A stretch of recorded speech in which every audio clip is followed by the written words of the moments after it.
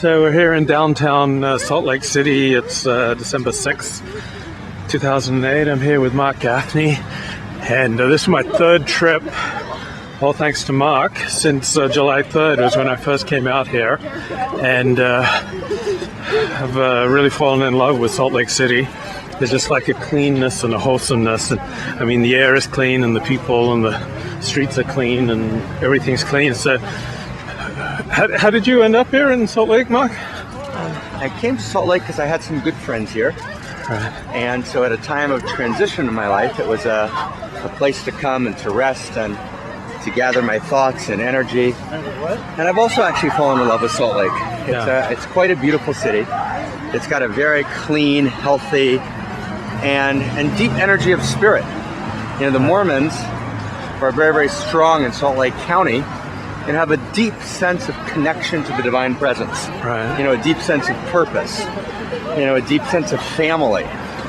And, you know, we're right now before Christmas, and you can actually, I mean, you look around, you see thousands of kids and families out. They're out to see the Christmas lights, and I've always loved Christmas. I've loved Christmas, you know, because of its implications for ethical monotheism. You know, it's about ethical action. It's about, you know, commitment to friends. It's about giving, not receiving. What's gift giving about? You know, in that sense, a country, you know, the fabric of America is stronger with Christmas. And the energy in the air is really about the best in the human being. And in that sense, you know, I delight.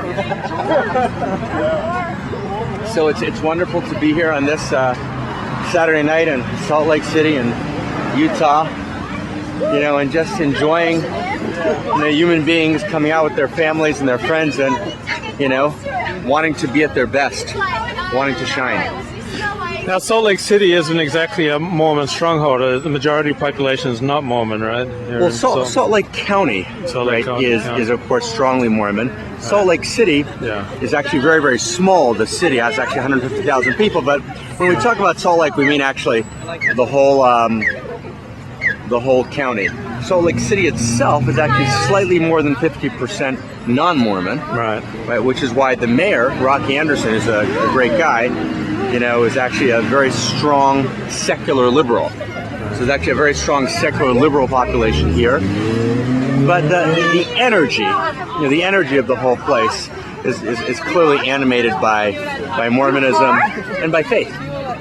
Now, by faith. You were talking about Mormon movies. What the heck are Mormon movies? You mean Donnie and Marie Osmond? Well, Mormon movies, and actually my friend Dalit and I, you know, love Mormon movies.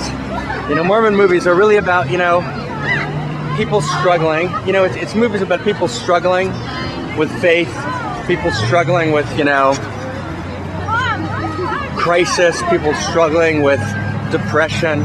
But, you know, from a context of faith, you know, and how, you know, God in the second person, a living presence of the divine, right, invites human being and raises a human being up, and how prayer, you know, is a living part of life, and how people live spirit in life, you know, as opposed to churches or synagogues, which become kind of mausoleums of the faith, you know, which become museums of faith.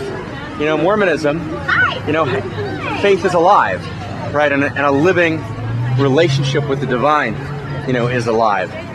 And it's a particular moment, you know, it's a particular face, you know, of God. As we say in Judaism, you know, the Torah begins with the creation of the human being, not with the story of the Jewish people, unlike many, many faith documents, because all human beings are descended from the same divine source, and there's many expressions of faith that are real, and those expressions need to be honored and need to be recognized and need to be rejoiced in.